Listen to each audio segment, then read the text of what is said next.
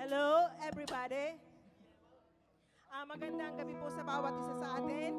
Ready na po ba ang mga puso natin sa pagpupuri sa Panginoon? Okay, kung ready na po kayo, ihanda po ninyo ang sarili ninyo at pwede pong pumunta-punta po kayo dito sa unahan para naman po yung mga blessing ay madali ninyong matanggap. At pwede po tayong tumayo lahat at magsuso na lang po tayo. Nakikita po ninyo si Imelda. Bago po tayo manalangin sa ating opening prayer, nais ko po munang basahin ang salita ng Panginoon.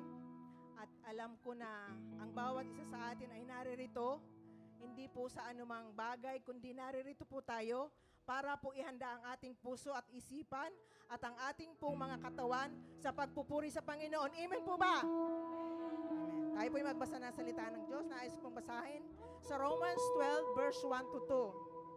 I appeal to you, therefore, brother, by the mercies of God, to present your body, living sacrifice, holy and acceptable to God, while you are spiritual worship. Do not conform to this world, but be transformed by the renewing of your mind, that by the testing of you my desire, discern what is the will of God, what is the good and acceptable and perfect.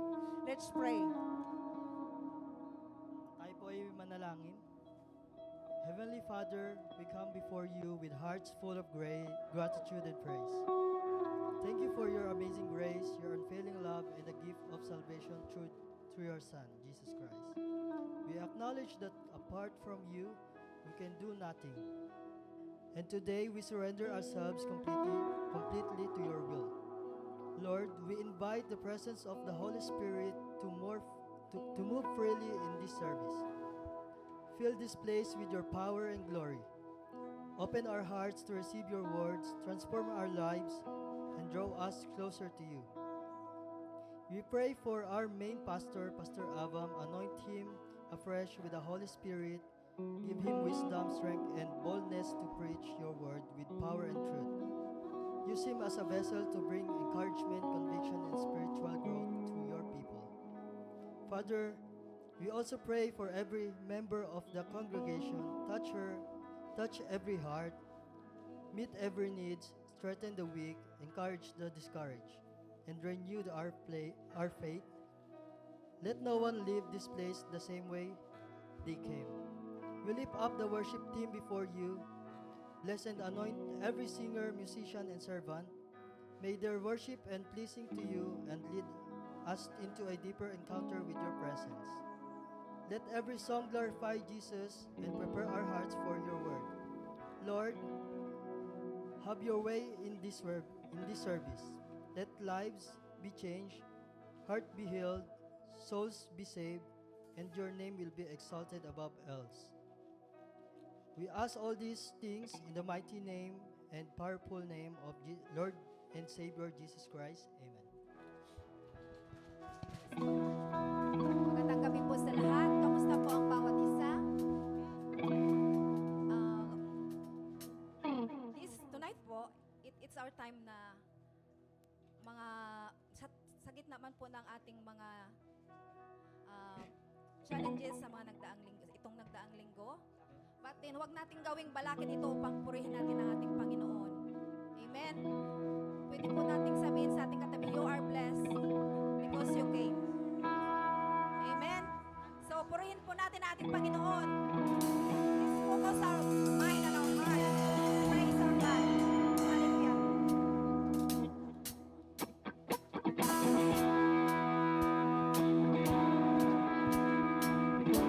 God is good. Hallelujah.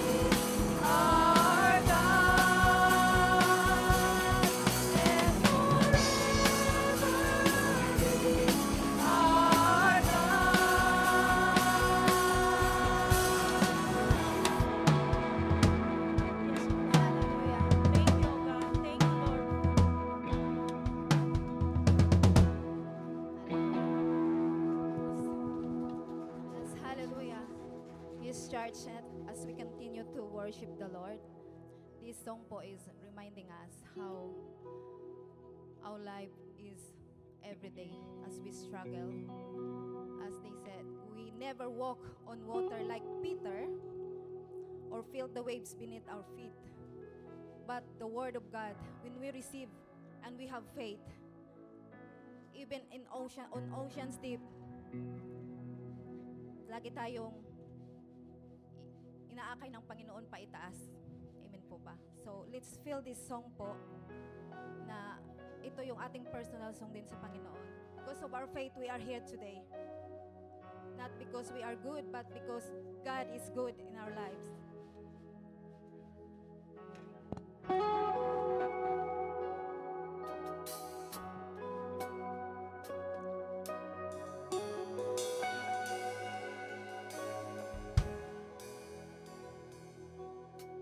I have never walked on water, feel the waves beneath my feet, but at your word, Lord, I'll receive you.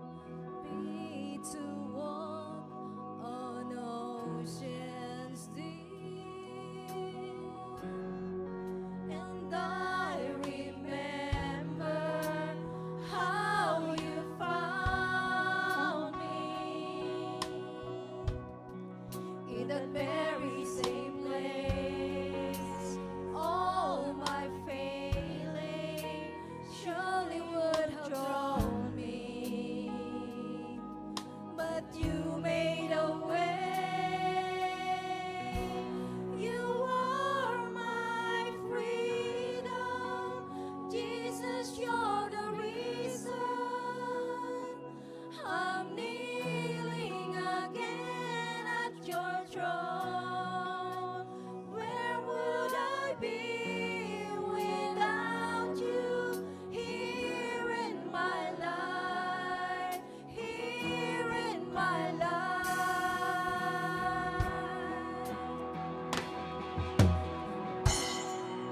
Said all the heavens sing for joy at one who finds the way to freedom, truth of Jesus, both from death into his life.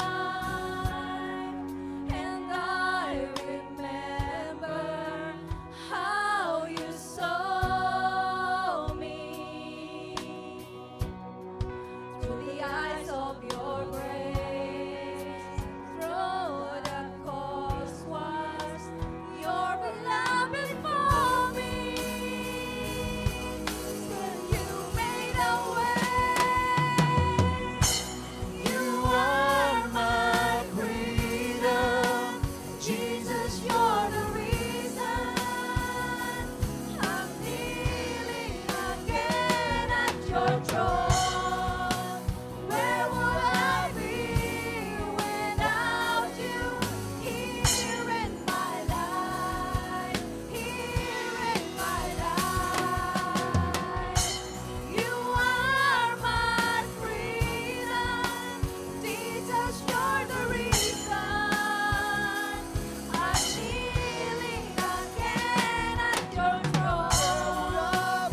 Where would I be without you? Here in my life, here in my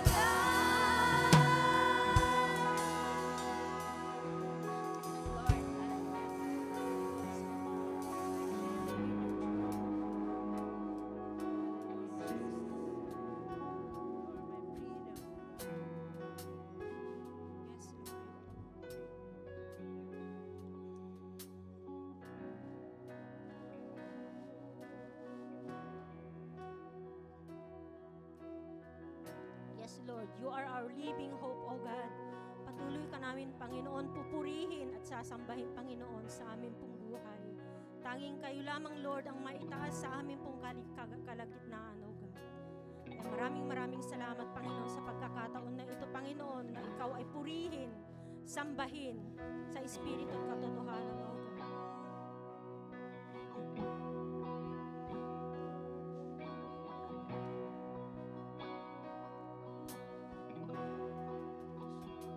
How great the chasm that lay between us, how high the mountain I could not climb.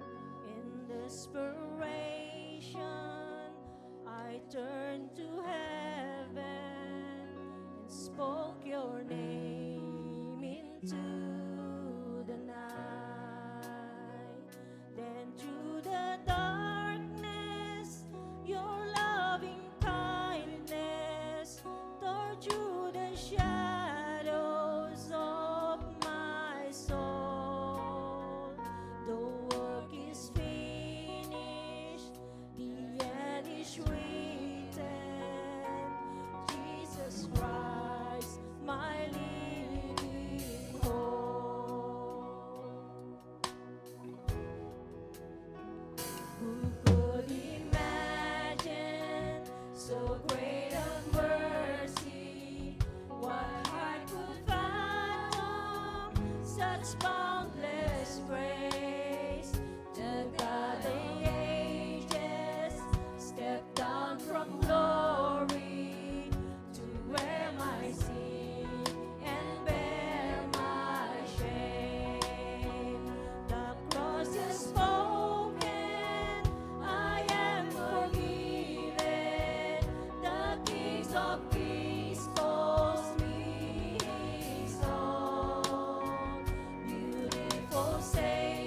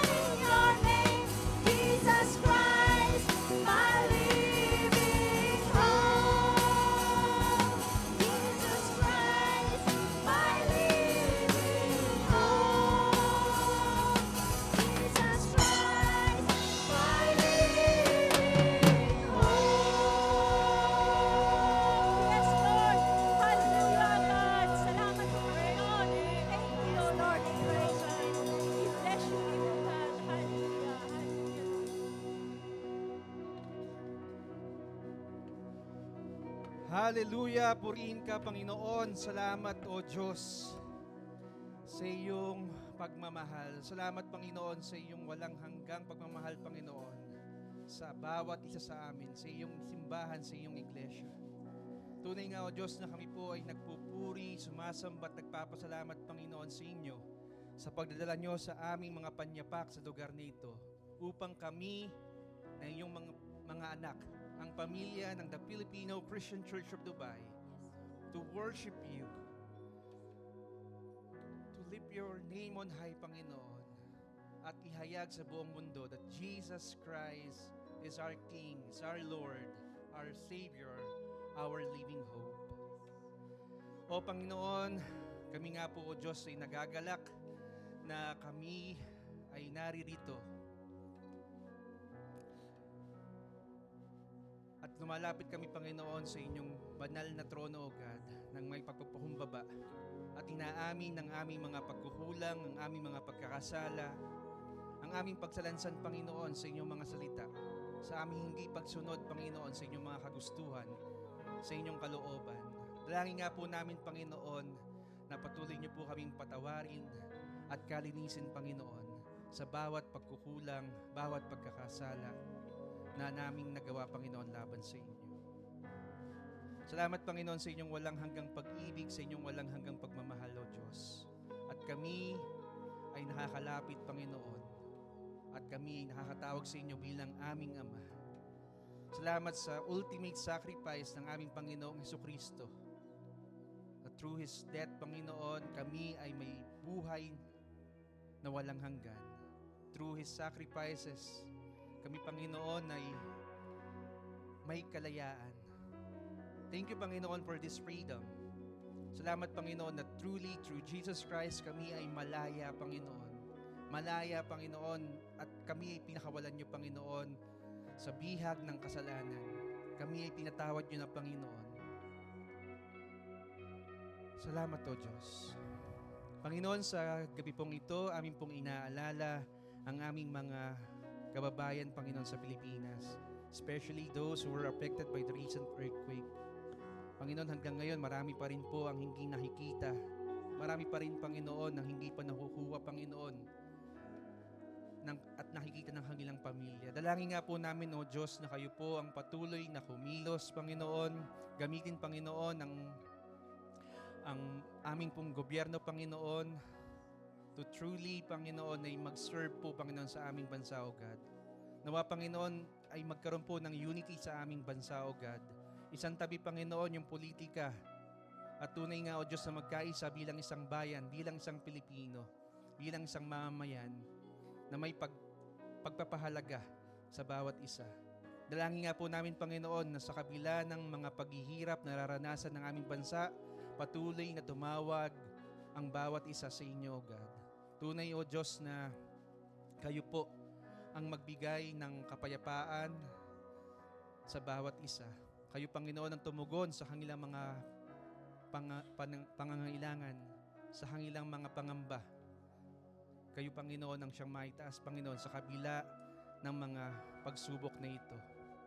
Nawa, Panginoon, hindi lamang kami magpuri sa inyo and when we are being blessed, but we will continue to praise you and bless your name, Panginoon, even sa aming mga pagsubok, Panginoon, na nararanasan.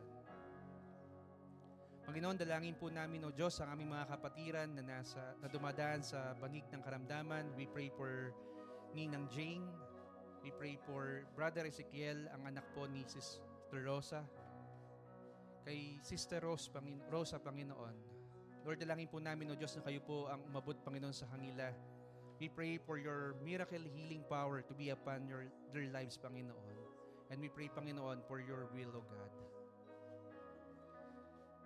Panginoon, tinataas rin namin, Panginoon, ang aming pong mga leaders, ang aming mga care group leaders, ang leaders ng simbahang ito, the worship team, the ushering team, the tech team, the admin team, at lahat, Panginoon, na ginagamit nyo, Panginoon, sa aming simbahan, O God. Dalangin nga po namin, O Diyos, na kayo po ang magpala sa bawat isa. Nawa, Panginoon, hindi po sila mapagod na maglingkod, Panginoon, sa aming mga kapatiran as they continue to find joy in serving you, O Lord, through this church. through our ministries. We pray, O Lord, for our elders, our pastors, our deacons. Dalangin nga po namin, O Diyos, na kayo po ang patuloy na magbigay ng pagpapala, Panginoon, sa kanila. Ingatan niyo po, Panginoon, ang kanilang mga buhay, pagpalain ang kanilang pamilya, Panginoon. Ilayo sa anumang kapahamakan at gawa ng kalaban. At tunay nga, O Diyos, na sa lahat ng kanilang ginagawa, kayo po ang patuloy na madakila. O Lord God, sa gabi pong ito, dalangin na namin, O Diyos, na katagpuin niyo ang bawat isa. Dumating po kami, Panginoon, dito na may mga pinagdadaanan, may kanya-kanyang bitbit, Panginoon. Padalangin namin, O Diyos, na kayo po ang magbigay ng kasagutan sa aming mga pangamba, sa aming mga katanungan, sa aming pag-aagam-agam, O God. And Lord, tonight, speak to us. Gamitin niyo po ang aming mahal na pastor, Pastor Abam, as he delivers your word. Tunay nga, O Diyos, na makita po namin kung sino po si Kristo. Makita namin, Panginoon, ano ang kahalagahan ng kanyang sakripisyo. At tunay nga, O Diyos, na kayo po ang maitaas sa aming mga buhay. Tunay nga, O Lord, na hindi po kami lalabas sa lugar na ito na hindi po transformed ang aming mga buhay, Panginoon. And we will leave this place, Panginoon, glorifying you even more. We commit to you everything, O Lord. Sa inyo po ang aming papuri, ang aming pagsamba at pagluwalhati. Ito po ang aming dalangin sa pangalan ng aming Panginoong Jesus at ang aming Panginoon at tagapagligtas. Amen.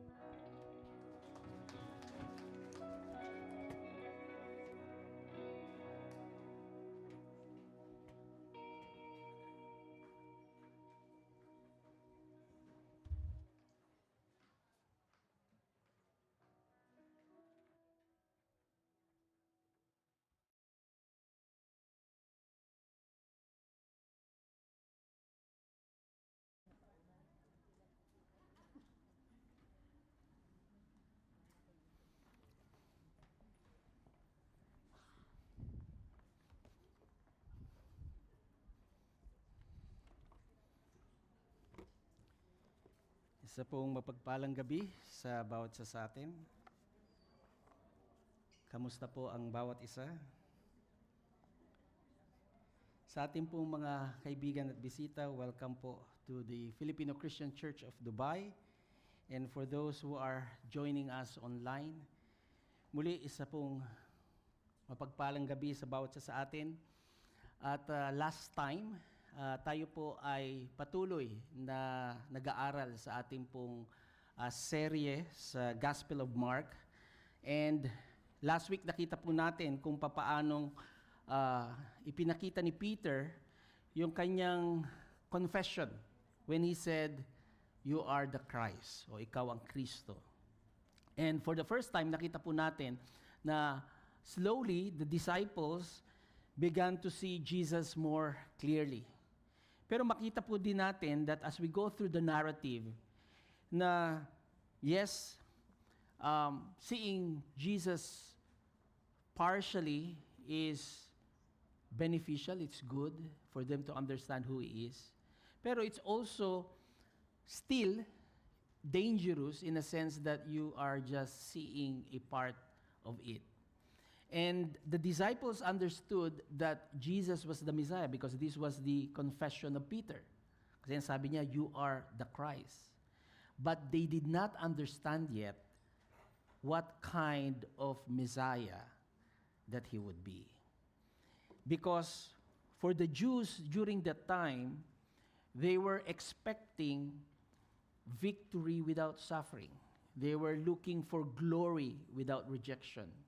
And they are looking forward for kingship without a cross. And sa totoo lang, marami po sa atin bilang mga Kristiyano ngayon ang nahihirapan in a sense na maunawaan din yung kahalagahan nito. No po? We struggle with the same misunderstanding of who truly Christ is sa ating pong mga buhay. Because most of us, we want a Christ who blesses, but not a Christ who confronts. We want a Savior who comforts, but not one who calls us to a costly kind of obedience. Kaya po sa ating pong passage tonight, Jesus reveals a truth that completely overturns human expectation. At dito po makikita natin that the anointed king is also the suffering Savior. And unless we understand the necessity of Christ's suffering, we will never truly understand the gospel of Jesus Christ. So tayo po ay nasa ating serye of revealing His nature.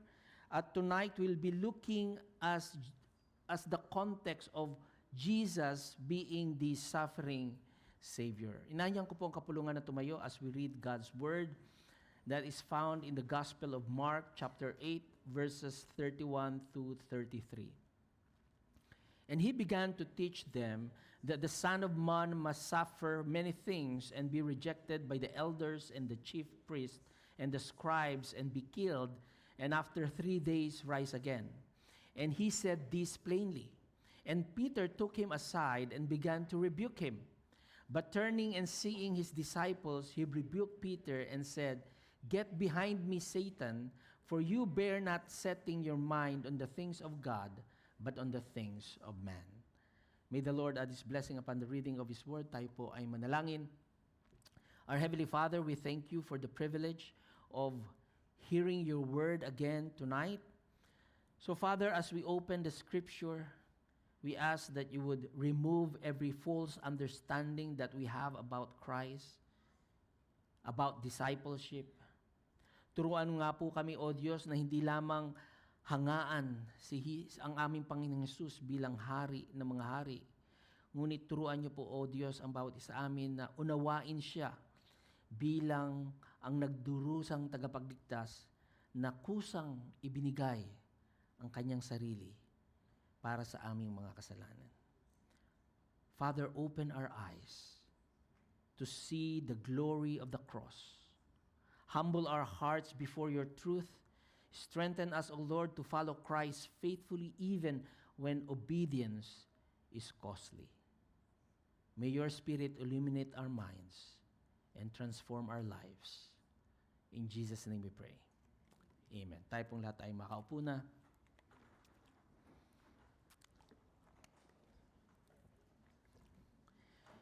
We are living in a generation na kung saan itong henerasyon na to is, sabi natin, avoids or as much as possible would want to avoid suffering. Tayo po ay nabubuhay sa isang kultura na obsessed sa comfort. Everything is being designed for the comfort of men, for the convenience of men, for the speed of things, and self-preservation. Di po ba? Sa cellphone nyo lang ngayon, di ba? As much as possible, dapat ang linya mo 5G. We want everything to speed up. So that's the reason why we avoid discomfort. We hide our weakness. We pursue control. And we equate blessing with ease. Kailangan komportable ang buhay. Because modern culture teaches us that if something hurts, escape it. If something costs too much, abandon it. And with this cultural mindset, even Christianity is now often reshaped into a message of personal success, emotional fulfillment, and earthly prosperity. But then we encounter Mark chapter 8.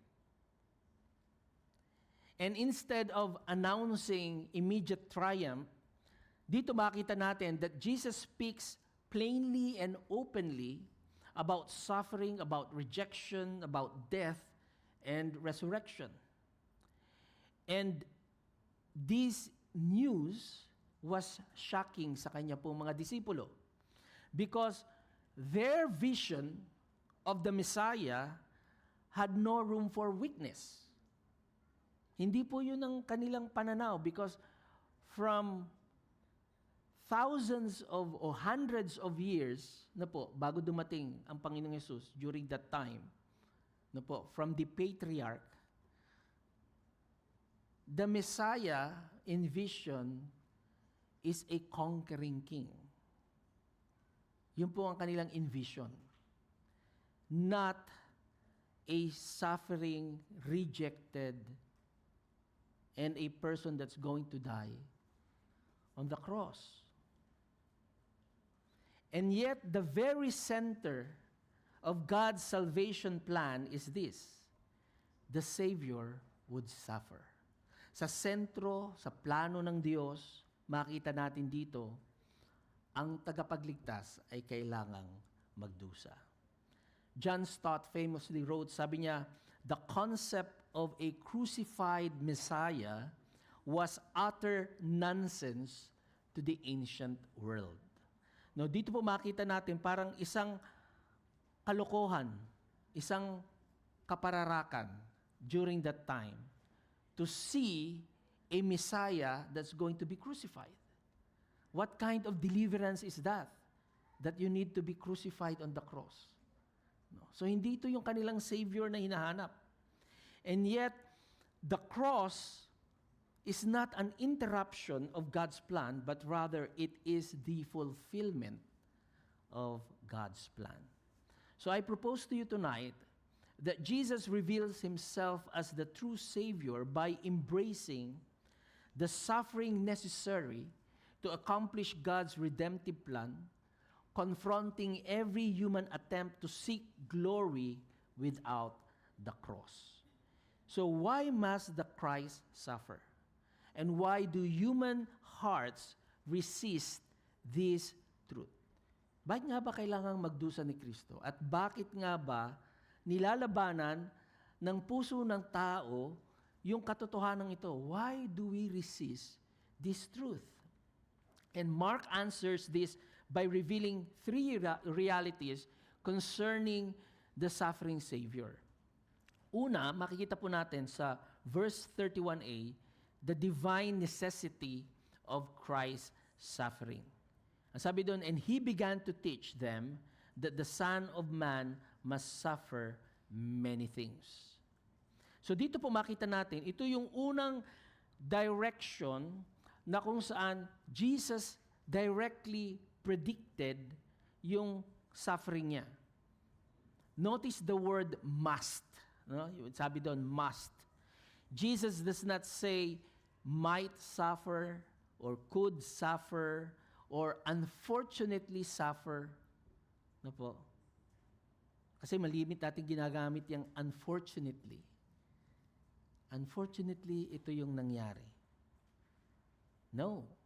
The scripture says, he must suffer. Dapat siyang magdusa. And the suffering of Christ is not accidental. It is divinely necessary sa plano ng Diyos. And Jesus identified himself, sabi niya, the Son of Man. And this title, yung Son of Man, carries both heavenly authority and redemptive mission. So, the glorious Son of Man from prophecy is also the suffering Redeemer. At dito po makikita natin yung katotohanan that the cross was never plan B. The cross was never plan B. It was designed from the very beginning. The suffering of Christ was woven into the eternal purpose of God. Because without suffering, there is no atonement. Without suffering, there is no forgiveness. And without suffering, there is no salvation. At alam po natin that humanity's deepest problem is not political oppression during that time or the social instability of that time because they were under the Roman Empire. It is sin against God. At alam natin, sinasabi ng salita ng Diyos, that sin requires redemption. Sabi ni R.C. Sproul, the cross is the most graphic display of both God's justice and God's love. At dito makita natin that at the cross, God's justice is satisfied, God's mercy is displayed, and sinners are reconciled. the disciples wanted a different Messiah. Jesus came to suffer and die. The disciples or the whole nation of Israel during that time were looking forward for a conquering Messiah, the one that would deliver them from the hands of the Roman Empire.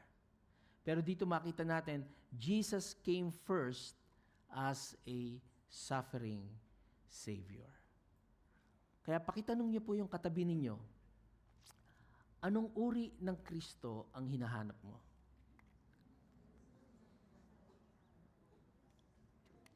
Definitely, you came to this place looking forward to experiencing and meeting God.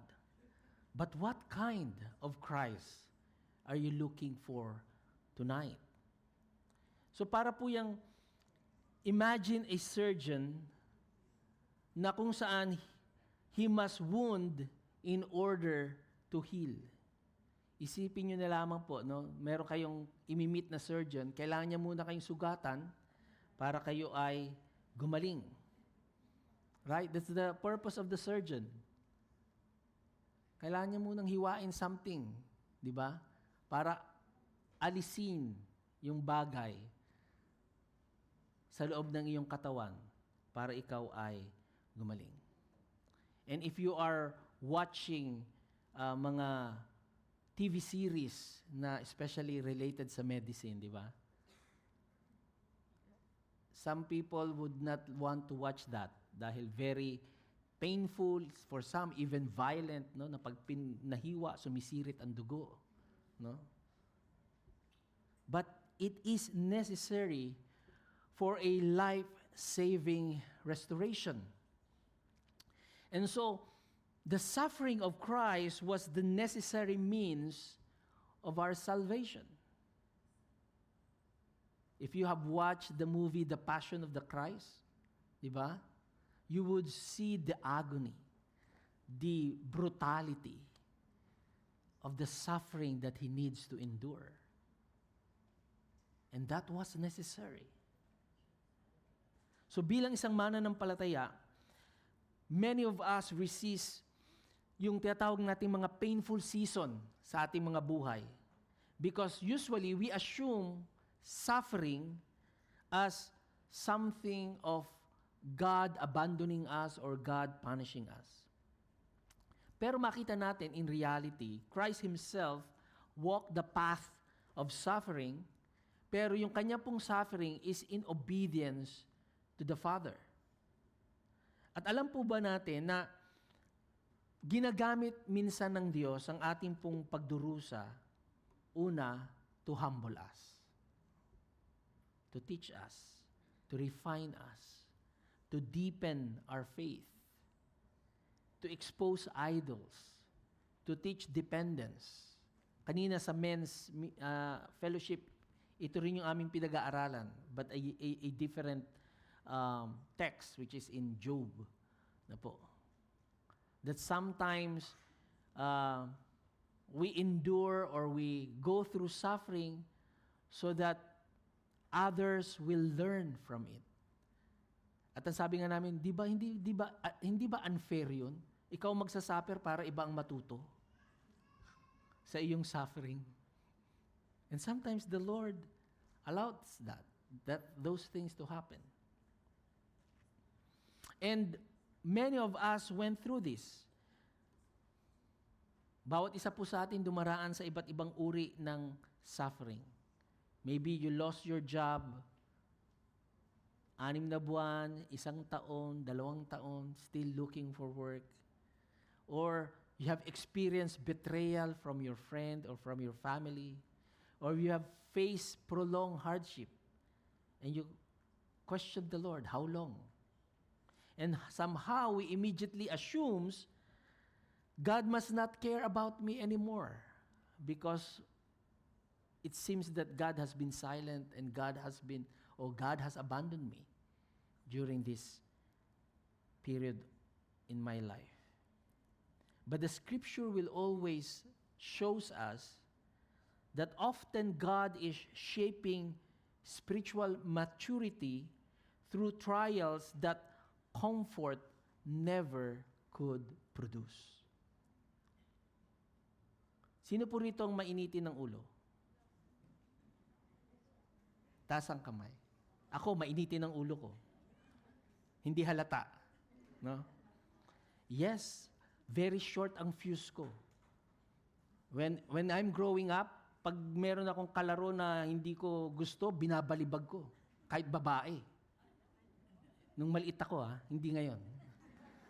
That's how short the fuse. No? Very impatient person ako growing up. But we will never learn patience through comfort. Di po ba? You will learn patience when the Lord sends you people that is more irritable than you. Di ba? Yung mukha pa lang nakikita mo, inis ka na. No? Nasasalubong pa lang, tumataas na yung presyon ng dugo mo. No?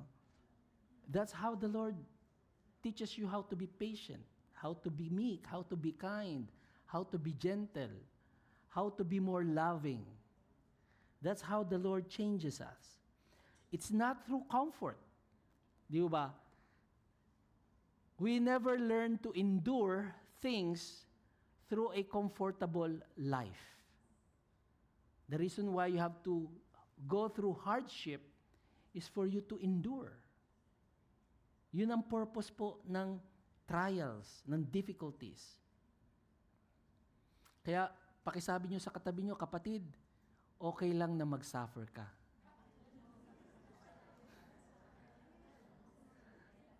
Alam ni Lord ang plano niya sa iyo.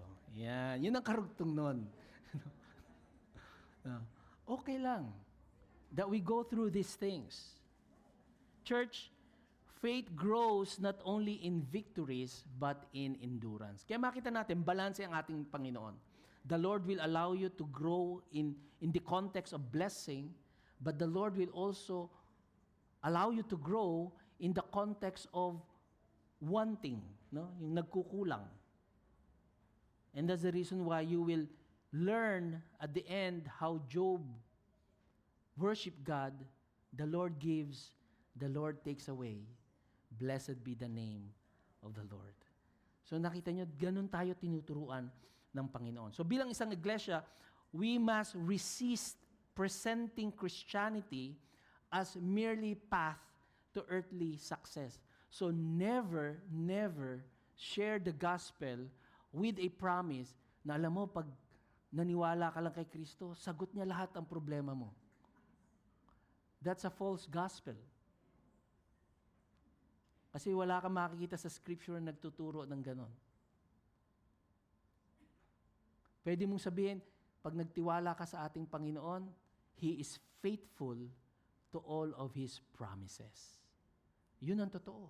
Faithful ang Panginoon sa kanyang mga pangako. And so, a gospel without suffering creates shallow disciples who collapse under pressure. Kaya napaka-importante that we teach the gospel with suffering. No, kailangan naka-equate yan dyan. Because kung titingnan natin ang ating kapaligiran, many churches emphasizes blessing, prosperity, and breakthrough while avoiding themes like sacrifice, perseverance, holiness, and suffering. Kaya kapag dumating yung pagdurusa, paghihirap, mga pagsubok, maraming mananampalataya are spiritually unprepared. And you will hear testimony na kung kailan ako naging Kristiyano, mas dumami ang problema ko. Mas dumami ang pagsubok sa buhay ko. And that is a reality. That's a truth. Because that's how you grow in your faith. And so that's the reason why faithful churches teach both the glory of Christ and the cost of following Him. And yet, makita po natin, yung pagdurusa ni Kristo would not merely involve pain. It will also involve rejection. The human rejection of God's Savior.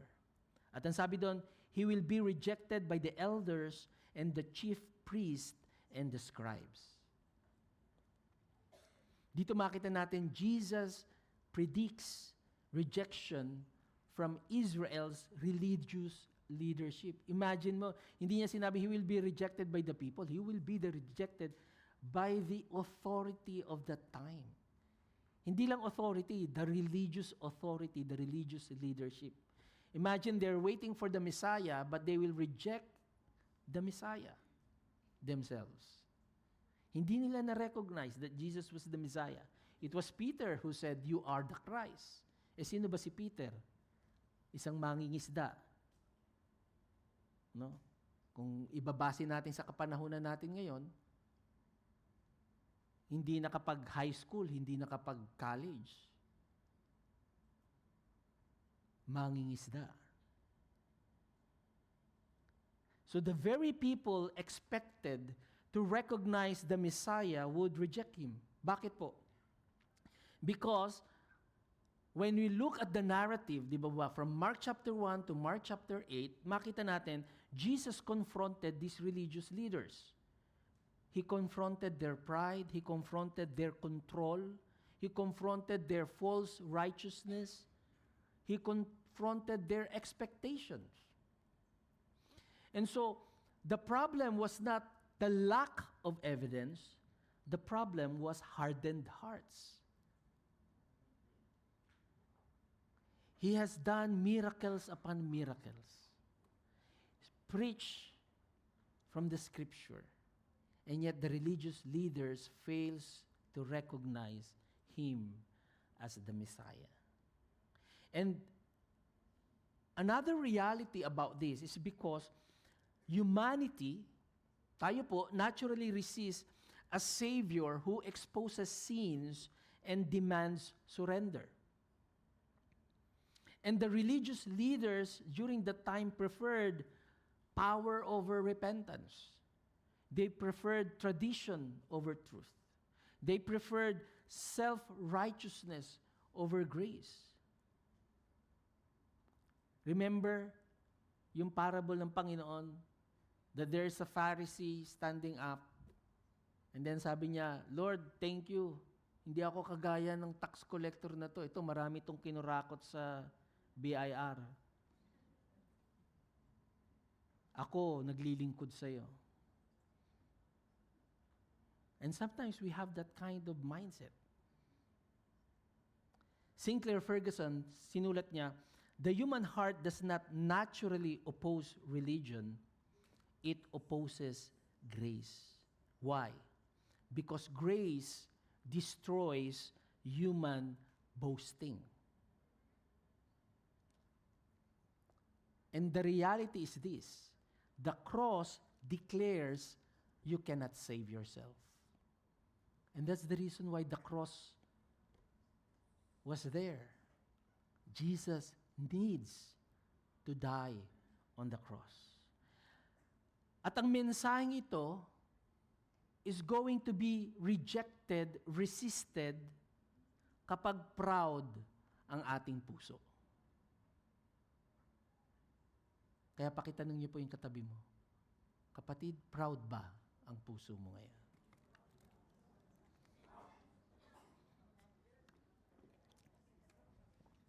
Mga kapatid, you cannot save yourself. You need the cross. You need Jesus Christ. Para po yung ganito, no? Imagine na ikaw ay nire-rescue ng isang helicopter sa isang isla na kung saan stranded ka, pero ayaw mong magpa-rescue because you do not want to admit na stranded ka. Di ba parang, anong kalokohan yun, no? Alam mo naman na stranded ka, pero ayaw mong magpa-rescue. It's the same thing. Alam mong kailangan mo si Kristo, but you are rejecting Him because you do not want to accept that you are a sinner. And that's the reason why sinful humanity rejects salvation, because it first requires admitting that you are helpless. Yun yung reality yun eh. Salvation is so simple. You need to acknowledge the need of saving. Lord, hindi ko kayang iligtas ang sarili ko. But most of the time, if you look around, people strive to make themselves better before God. Pero hindi yun yung requirement eh. Ang requirement is kailangan mong kilalanin na kailangan mo ang pagliligtas ni Kristo sa pamamagitan ng recognition that you yourself is a sinner and you need a Savior who died for you on the cross.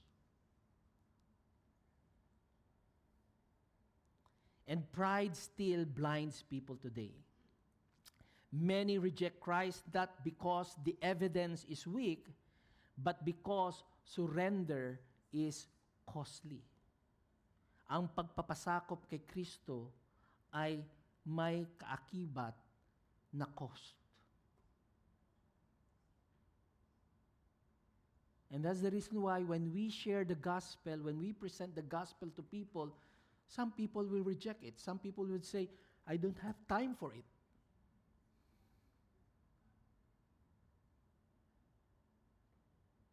It's not for me.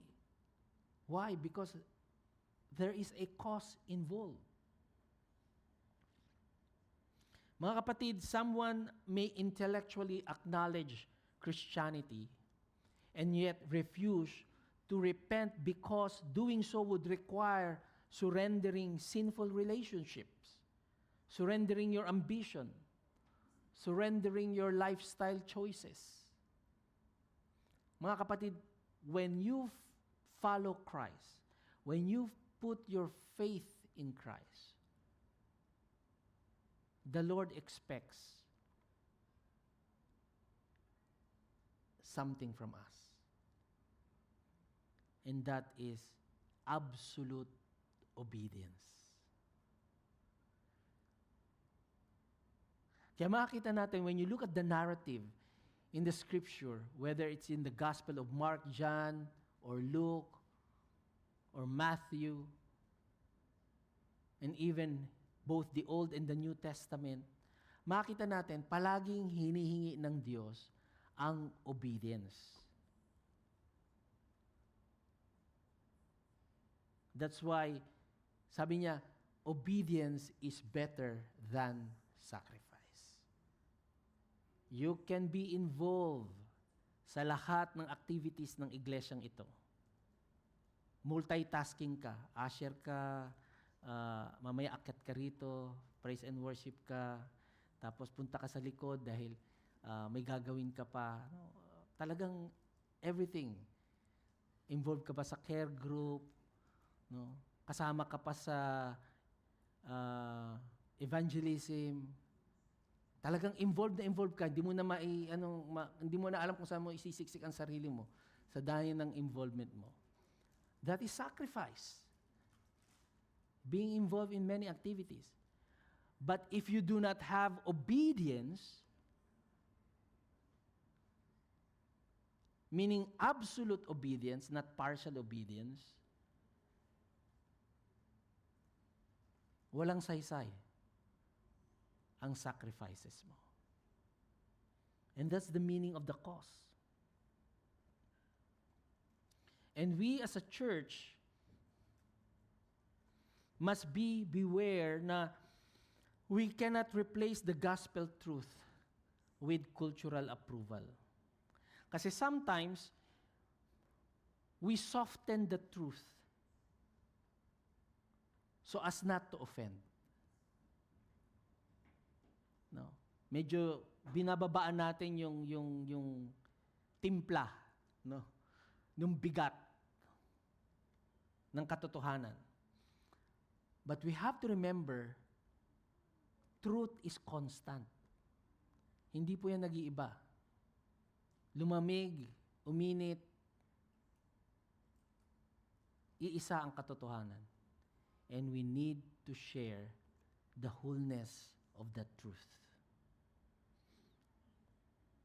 A church may avoid preaching repentance or sin or judgment or biblical holiness to avoid offending people. Pero we have to remember, a gospel that never confronts cannot truly save. Napaka-importante niyan. A gospel that never confronts cannot truly save. Faithful ministry sometimes invite rejection because truth exposes the heart. Masakit ang katotohanan, but the truth shall set you free. No? The truth shall set you free. And the deepest conflict in this passage, makita po natin in this narrative, hindi po nanggaling sa crowd, but from the disciples themselves. The satanic temptation to avoid the cross. And Peter took him aside and began to rebuke him. Nung sinabi ni Peter na Jesus is going to die and be rejected, that he will suffer, Lord, hindi pwede yan. Hindi pwedeng mangyari yan. Because Peter cannot accept a suffering Messiah because they were looking for a conquering Messiah. So moment after confessing Christ correctly, no, you imagine, in the previous verses, ang sabi niya, you are the Christ. Sabi ni Peter. Sabi ng Lord, pagpalain ka. And now, he is being rebuked by Christ. Kasi dito makita natin, Peter wants kingship without suffering. He wants victory without sacrifice. He wants glory without the cross. And Jesus responds sharply. Anong sabi ni Jesus Christ? Get behind me, Satan. Why such a strong language? Yung disipulo niya, tinawag niyang Satan. Because at this point, Peter's mindset echoes Satan's temptation. A kingdom without suffering. Remember his temptation in the wilderness? Sabi niya, dinala niya si Jesus sa mountain, di ba? Sa highest point. Pinakita niya yung kingdoms of the world. Ibibigay ko to sa iyo.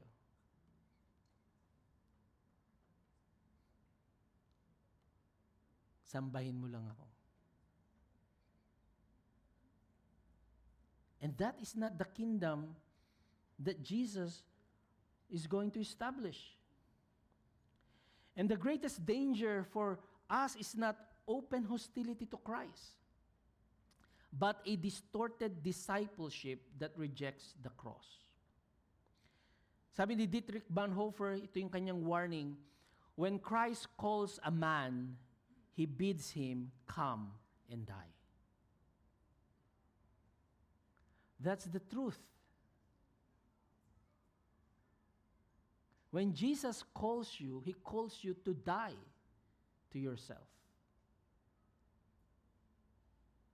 to your ambition, to your own purposes, to your own passion, to your own desires. That is the reality of him being your Lord and your Savior. Yun yung reality nun eh. You are not your own Lord. You are not your own Savior. He is your Lord and Savior. Kaya makita natin dito, Peter's problem during that time is fundamentally theological. Why? Because he is thinking in human thoughts. He is thinking in human priorities. He is thinking in human definition of success. No, praise God, kasama ko ang Kristo. But he has a different agenda of recognizing Christ. A different plan. And sometimes we have that kind of mindset bilang isang mananampalataya. Sometimes we think that, yes, it is important that we gather. Sabi nga, do not forget the gathering of the believers. And this is one. That's correct. Pero kapag pumunta ka sa gathering with a different need, then that's a defeated purpose. When you involve yourselves in ministry with a different need, then it defeats the purpose. So, dito makikita natin, Jesus exposes the root issue. And sabi niya, Peter, you are not setting your mind on the things of God, but on the things of man.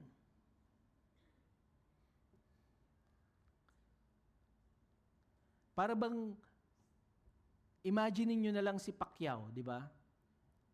Gusto niyang maging champion, pero ayaw niyang mag-training. Paano siya gumaling? Paano siya gumaling sa pag-ilag? Through shadow boxing. Ini-imagine niya yung kanyang kalaban. Through strenuous endurance. And that's how Paul described our Christian walk. Para tayong mga athlete. That we remove the weights that are pulling us down or that are holding us back. And we go through rigorous training to stretch, to strengthen our faith. Di ba kaya kayo nagkakaroon ng muscle? Paano? Na-strain ang inyong flesh. Napagod. Kaya nagbabulk, namamaga. Yun yung muscle. And the more you do it, the more your muscle hardened and become bulkier.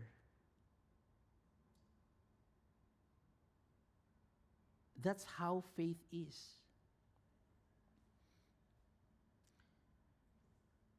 The problem is humanity desires resurrection glory without the crucifixion reality. Tanda natin, there will be no crown without the cross. Many Christians look forward in the eternal life having crowns. No? Gusto natin yung promise of crowns at the end of our lives. Pero, ayaw natin yung cross. Anong sabi ng Panginoon? Pick up your cross. Carry your cross. And follow me. Many believers want Jesus to improve life, but not rule life. There's a big difference. Gusto natin ang kaginhawahan ng buhay, pero ayaw natin ang kanyang paghahari sa ating buhay. We often resist discipleship when obedience becomes uncomfortable.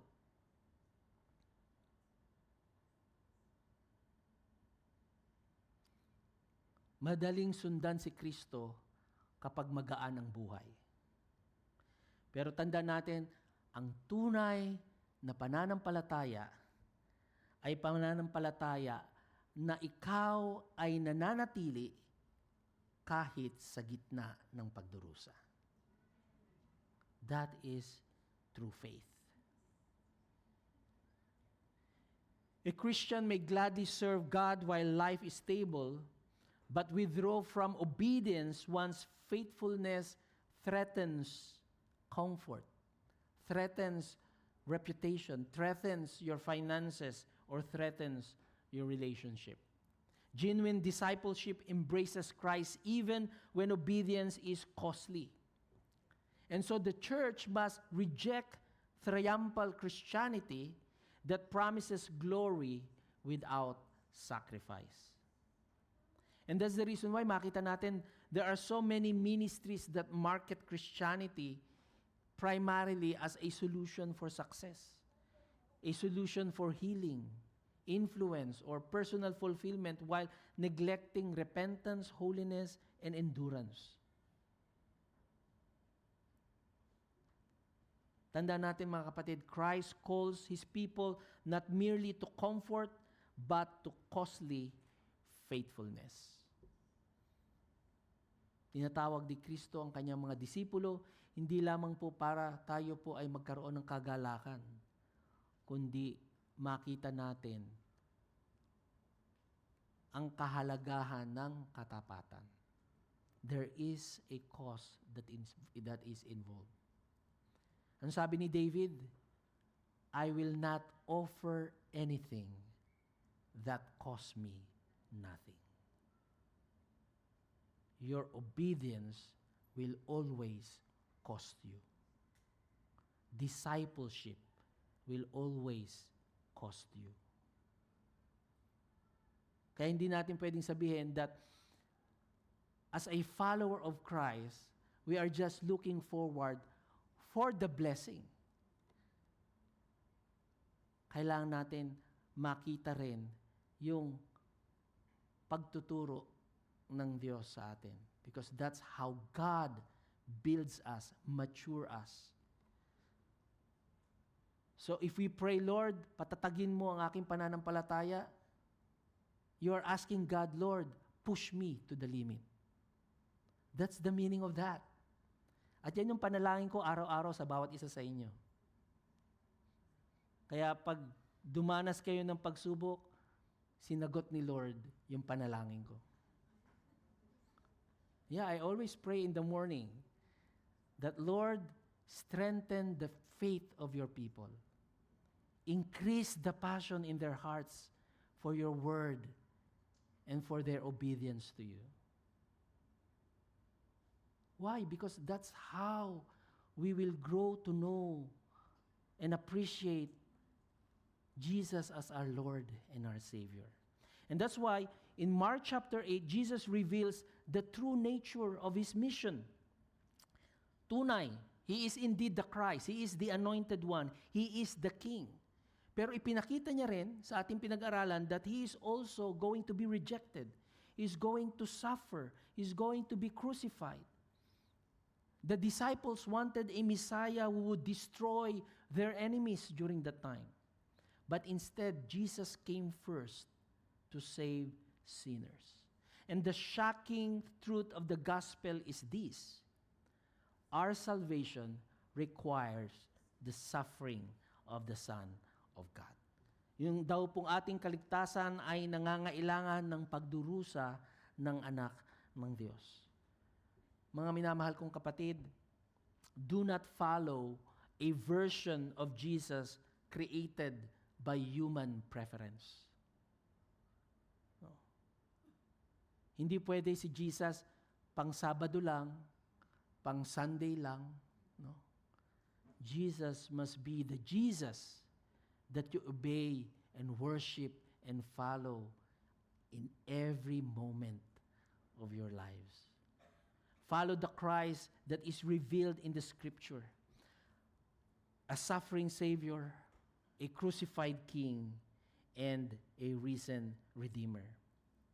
And remember, mga kapatid, if we follow a crucified Savior, we should not expect a crossless discipleship. Our Lord endured the cross. The same thing. Church, carry your cross. Let us pray. Lord, we thank you. Tunay po, O Diyos, the cross was a reality for our Lord. And this reality shows us that the cross was not Christ's defeat. It was His victory. And only through that cross can sinners be saved. Lord Jesus, we thank you for willingly embracing the cross for our salvation. Forgive us, O Father, for the times that we resist suffering, we avoid surrender, we seek comfort rather than obedience. Teach us. Teach us to follow you faithfully, not only in moments of blessing, but also through trials and sacrifice. Strengthen, Father, your church to proclaim the true gospel boldly and lovingly. And help us, O Father, to fix our eyes upon Christ, the suffering Savior who gave himself for us. In his precious name we pray. Amen and amen. Pagpalain po tayo ng Panginoon. Maraming salamat po, Pastor, for the message of God. I am requesting everyone po na tumayo for our response song.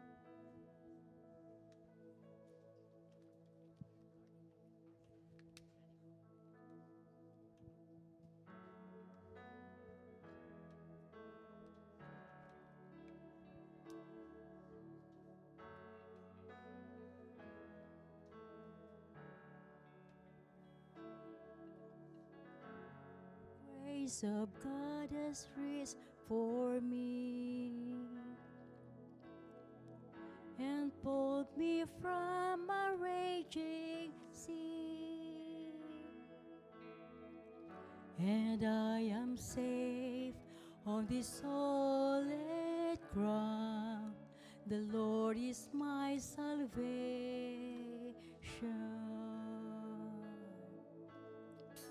I will not fear when darkness falls. His strength will help me scale these walls. I'll see the dawn of the rising sun. The Lord is my salvation.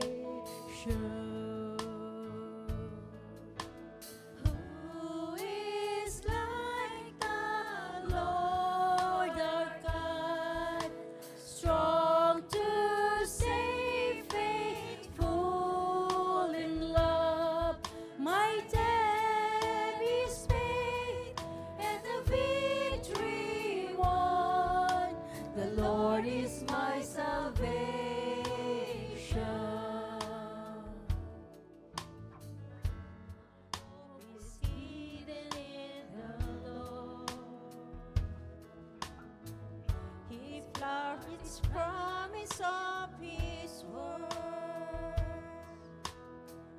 When winter fades and the spring will come, the Lord is my salvation.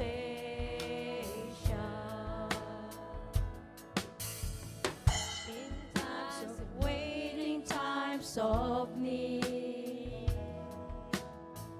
when I know lost, when I am weak, I know His grace will renew these days. The Lord is my salvation.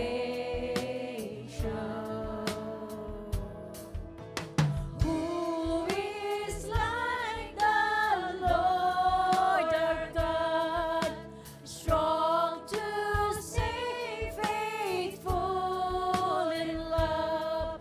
My debt is paid and the victory won. The Lord is my salvation.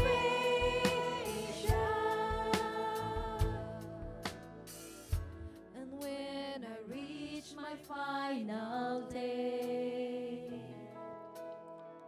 He will not leave me in the grave, but I will rise. He will call me home. The Lord is my salvation. Who is like the Lord our God, strong to save, faithful in love? My debt is paid and the victory won.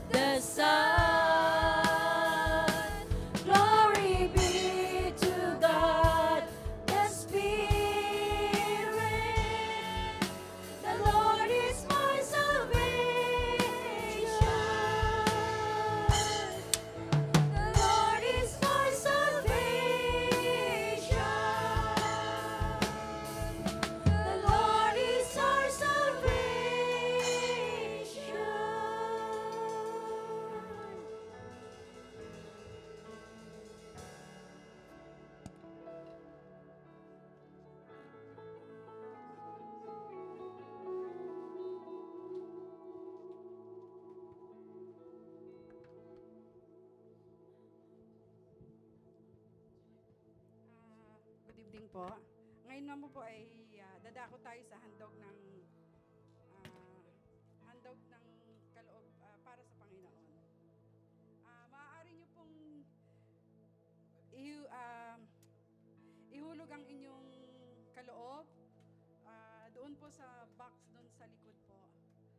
Na nasa likod at in your convenience. Tayo po ay manalangin.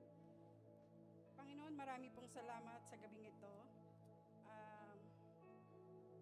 Na sama-sama po kami na maghahandog ng kaloob para sa inyong simbahan. At turuan mo kami, Panginoon, na magbigay na hindi mula sa kasaganahan, kundi mula sa aming puso.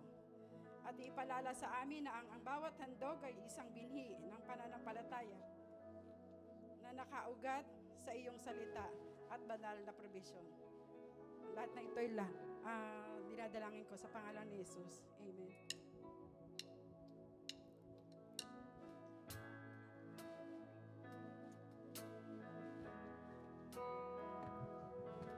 Pwede na pong maupo ang lahat.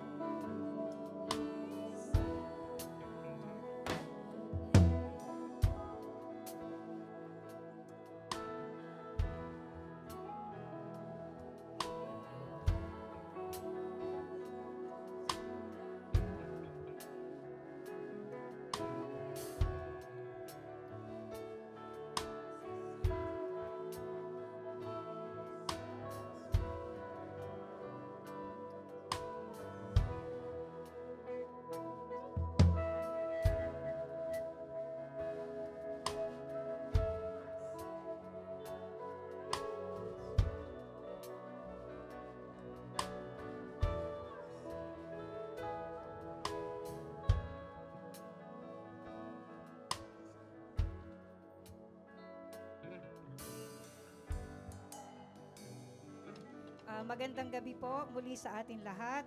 Tayo po ay blessed tonight na tayo po ay may dalawang bisita. Ayan. Sa pagbanggit ko po ng inyong mga pangalan, kung maaari po sana ay tayo po ay tumayo para po tayo ay ma-recognize ng church. Ang ating pong unang bisita ay si Grace Perez. Welcome po. At si Cherry Datul. Ayan po. Salamat po. Sana po ay hindi po ito yung una at huling pagpunta nyo dito sa TFCCD. Welcome po kayo. Lalapitan po kayo mamaya ng mga ushering po mamaya. Ano po? Reminder po natin, sa susunod na linggo po ay pangatlong linggo na po ng buwan ng Hunyo. Tayo po ay may expositional Bible study dito po sa DEEC sa oras ng alas 5 hanggang alas 6:30 ng gabi. At inaanyayahan ko din po ang lahat kung kayo po ay available bukas doon po sa ating pong Sunday outreach sa Bourjuman po sa oras na alas 4 hanggang alas 6 ng gabi. Ayan, tinagalog ko na po. Maraming salamat po. God bless po sa ating lahat.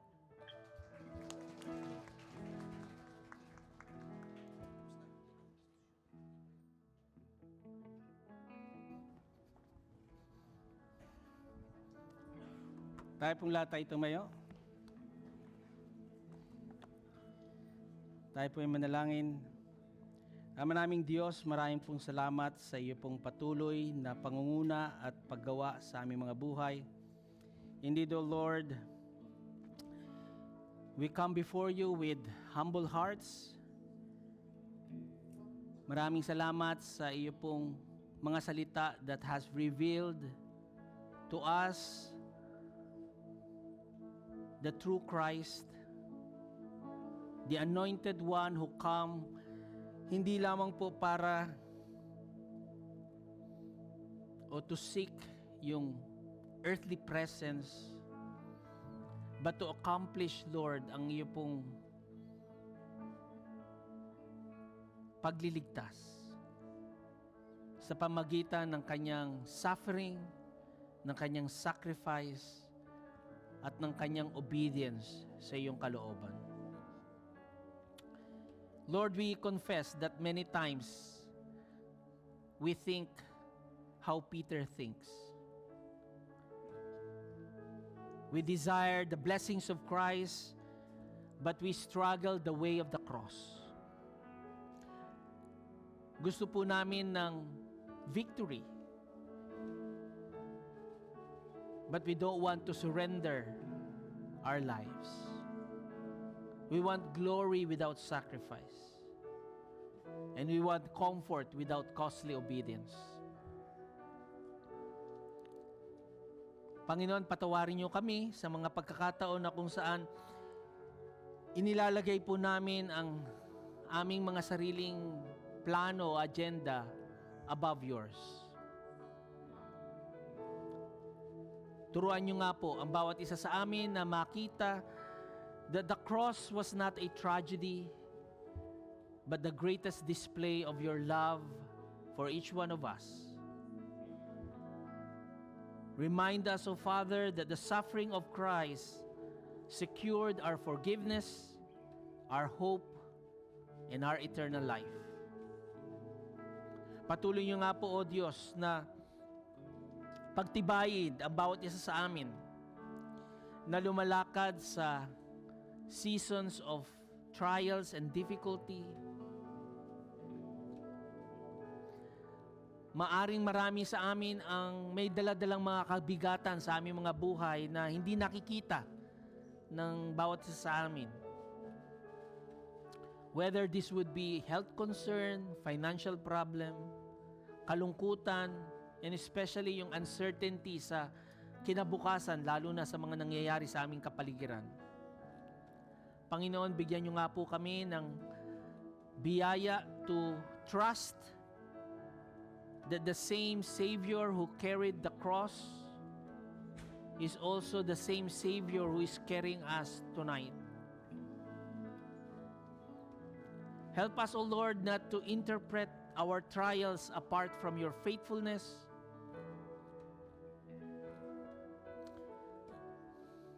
When we cannot understand your ways, turuan niyo nga po ang aming mga puso na magtiwala sa iyo. Lord, we pray for our families. Pagtibayin niyo po ang mga marriages with patience, with humility, with Christ-like love. Bigyan niyo nga po, Panginoon, ng wisdom ang aming mga magulang as they raise their children, especially in this challenging generation. Guide our young people, Lord, to follow Christ, especially when this generation presents a different kind of truths. Tunay po, O Diyos, na panghawakan niyo po ang aming iglesia as we continue, Lord, to surrender our lives to you and to obey you fully sa aming mga buhay. Lord, keep us as a church na kung saan we seek Christianity with the cross. Guard our hearts, Panginoon, na magkaroon kami ng isang klase ng pananampalataya na nakabase lamang sa blessings and comfort of this life, rather than the holiness, the sacrifice that we need to do the way Jesus did it for us. Panginoon, turuan mo kaming sumunod kay Kristo hindi lamang kapag madali ang buhay, kundi lalo na kapag may pagsubok.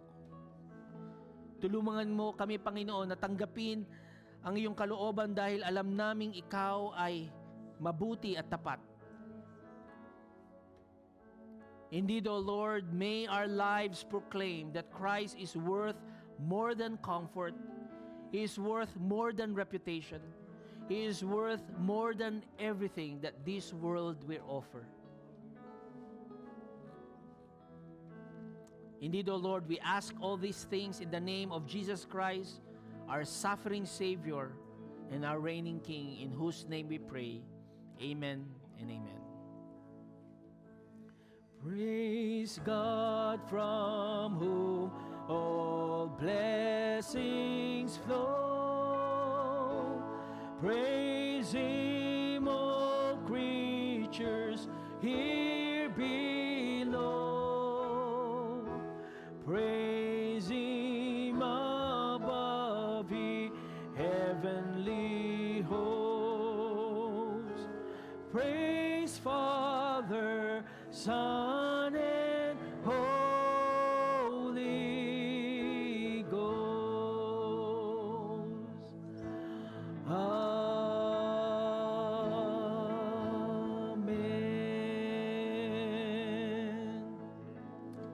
Church, receive now the blessing of the Lord. May the God who sent His Son to the cross strengthen you to follow Christ faithfully. May each one of you remember that the way of the cross is not the way of defeat, but a pathway to true life, eternal hope, and lasting joy. When obedience is difficult, may you trust in His wisdom. When suffering comes, may you rest in His presence. And when the world offers an easier path, may each one of you remain faithful to the Savior who gave everything for you. Go now as disciples of Christ, not seeking a crown without a cross, not seeking comfort without commitment, but following Jesus, who is the suffering Savior and the risen Lord. And may the grace of the Lord Jesus Christ and the love of God the Father and the fellowship of the Holy Spirit be with you all, now and forever.